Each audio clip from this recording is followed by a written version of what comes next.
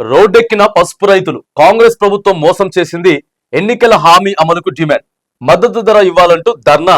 చూడండి, నిన్న మొత్తం ధర్నా చేపట్టిర్రు పసుపు రైతులంతా కూడా ఇలా బోర్డు పెడతామని చెప్పి బీజేపీ ఆమోదం తెలిపింది.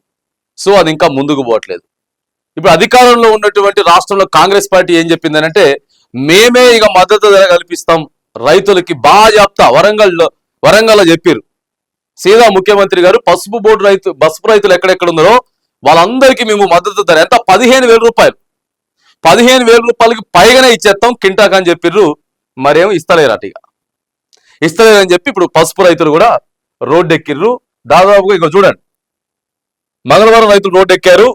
కింటాకు 15,000 మద్దతు ధర ప్రకటించాలని కేంద్ర రాష్ట్ర ప్రభుత్వాలను కలిసి ఎంఏఎస్ పథకం కింద కొనుగోలు కేంద్రాలు ఏర్పాటు చేసి రైతుల నుంచి నేరుగా పసుపు కొనుగోలు చేయాలని చెప్పి డిమాండ్ చేశారు. కాంగ్రెస్ ప్రభుత్వం పసుపు రైతులకు మద్దతు ధర కల్పిస్తామని ఎన్నికల ముందు వరంగల్లో ప్రకటించిన డిక్లరేషన్ వెంటనే అమలు చేయాలని చెప్పి ఒకళ్ళ తర్వాత ఒకళ్ళు వస్తున్నారు రోడ్ల మీదకి. ఒకళ్ళ తర్వాత ఒకళ్ళు వచ్చి ఇగో ఇట్లా ధర్నాలు, రాస్తారోకోలు ప్రస్తుతం రాష్ట్రంలో జరుగుతున్నాయి.